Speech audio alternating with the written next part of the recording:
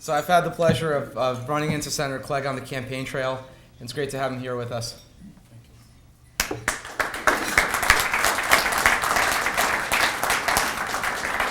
Thank you very much for inviting me. Please don't look at that picture. I actually have lost 110 pounds. That's why I look so bad. But I'm very happy that I did. What I want to tell you is that while everybody likes to say that Congress is horrible, Congress did this, Congress did that, we have two people in Congress, Judd Clegg and John Sununu, who've done the very best they can to represent the values in the state of New Hampshire.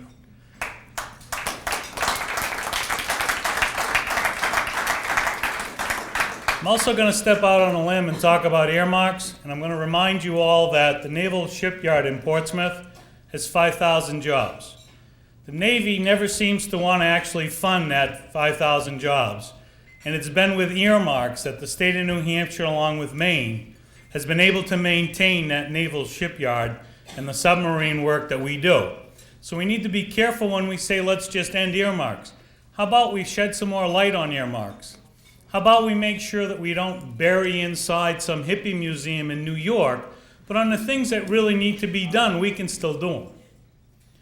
Did somebody say hippie museum at Riviera? Just kidding. We need to take a good look at what we're asking Congress to do.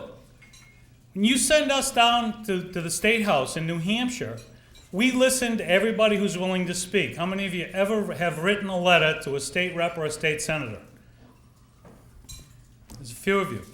I should see every hand up, because you're the reason why we're there. Every one of you is going to be more affected by what happens in both the New Hampshire legislature and the federal legislature than somebody my age.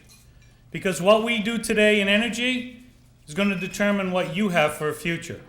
So if you're not willing to stand up today and move, and you're not willing to go and ask the questions and propose some answers, then they're going to continue to do exactly what they're doing. But don't yell at them for what they're doing if you haven't bothered to get involved.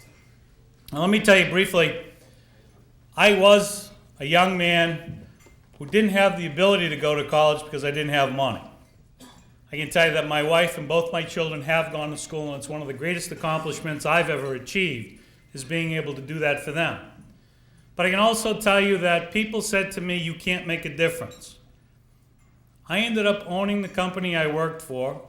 I ended up owning other companies. I ended up doing a lot of things that people said that you couldn't do. I also went to the legislature when somebody said to me, young man, if you think you can do a better job, why don't you go to Concord and show us? So I did. That was in 1994. That was the year that I sat on the Labor Committee and said, I can't keep my workers employed because your workers' comp system is ridiculous. It's putting me out of business. And I remember an elderly gentleman looked at me and said, young man, you just sit in that chair and we're going to tell you how to vote. Well, I can tell you that was the year that there were a number of young people who decided we weren't going to just sit there and be told how to vote, and we changed the workers' comp system in the state of New Hampshire. And when we did that, we not only kept the jobs that we had, but we brought more companies back into the state. What's the point? The point is, if you get involved as young people, you can make a difference. We made a difference then. You can make a difference in the next election. You can make a difference with John Sununu. Who would you rather have? John Sununu, or somebody who believes that everything the government does should be free? And let me ask you, what's free? When the government gives something away, where do they get the money to give it away with? They get it from you. Now, it sounds like a great deal when you're in college saying, oh, give me a free education, but when you get out of college, they're going to be dipping into your pocket. I've done a lot of business with a lot of people in the United Kingdom. I've had a lot of exchange students live at my house, and I'll tell you that most of them are trying to come back here on a permanent basis because 52% of their income goes to pay for that free health care and that free college education they used to get, and they just figured out that it's costing them more and their level of living is a lot lower than anyone in this country. We need people like John Sununu for that. We need people like John Sununu who understand that the money comes from our pockets, not from some great tree, not from some bank, and it really doesn't come from a printing press.